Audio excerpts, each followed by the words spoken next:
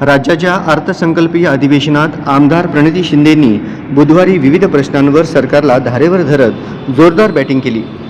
सोलापूर जिल्ह्यातील त्या एकमेव विरोधी आमदार आहेत। अर्थसंकल्पावर चर्चा करताना आमदार प्रणितींनी सोलापूर महानगरपालिकेअंतर्गत पंप ऑपरेटर व मजूर विविध पंप हाऊसवर काम करीत आहेत, पण ठेकेदार कामगारांच्या पगारात कपात करून त्यांची आर्थिक पिळवणूक करीत आहेत। त्या कर्मचाऱ्यांना महापालिकेकडून पगार मिळावा व ठेकेदारांचा मक्ता रद्द करावा। तसेच मंगळवेढा तालुक्यातील दक्षिण भागातील 35 गावांच्या पाण्याचा प्रश्न पूर्णपणे सुटलेला नाही।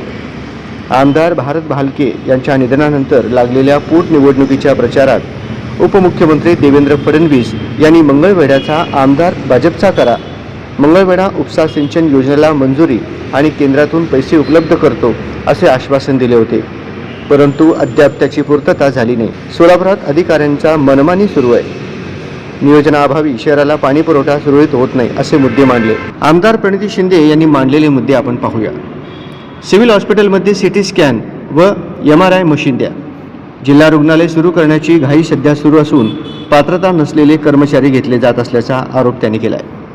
मोहोळ तालुक्यातील बेगमपूर येथे सोलापूर सांगली महामार्गावर आजूबाजूच्या गावांसाठी सर्व्हिस रोड जुन्या रस्त्याला जोडलेला नसल्यामुळे अपघातात वाढ होत आहे। अक्कलकोटमधील बॅगेहळ्ळी, कोन्हाळी, हसापूर, दैटणे या गावाच्या कार्यक्षेत्रात नवीन सोलार प्रोजेक्ट होत असून शेतकऱ्यांना प्रति एकरी वार्षिक भाडे 50,000 मिळणे अपेक्षित असतानाही केवळ 30,000 रुपयेच दिले आहेत। लोधी, मोची, मातंग समाजासाठी महामंडळांची गरज आहे। सोलापुरातील श्री सिद्धेश्वर साखर कारखान्याची चिमणी पाडल्यानंतर 6 महिन्यात विमानसेवा सुरू होणार होती, तसे 2 मंत्री सांगत होते, पण अजूनही विमानसेवा सुरू झाली नाही।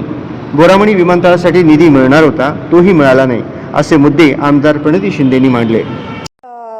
जो तालुका आहे तिकडे फक्त 24 असे गाव आहे जे पाण्यापासून वंचित आहेत, तर त्यासाठी जी मंगळवेढा उपसा सिंचन योजना आहे त्याची मंजुरी मागच्या वेळेस उपमुख्यमंत्री त्या ठिकाणी होते, त्याची मंजुरी त्यांनी जाहीर केली, पण अजूनही त्याला मंजुरी मिळाली नाहीये। 24 गावं अत्यंत वाईट अवस्थेत ही त्या ठिकाणी गावं आहेत। ही जी योजना आहे म्हैसाळ योजना, त्याचा फक्त 11 गावांना लाभ झाला, पण अजूनही 24 गावं ह्या मंगळवेढा उपसा सिंचन योजनेपासून वंचित आहेत। अनेकदा जेव्हा तिकडचे आमदार आता नाही आहेत, ते हयातीत भालकेजी होते, तेव्हा पण त्यांनी अनेक वेळा आवाज उचललेला, पण अजूनही तिकडची आमची गावं आणि गावात राहणारी सगळी लोक ही पाण्यापासून वंचित आहेत आणि ह्या गरमीत तहान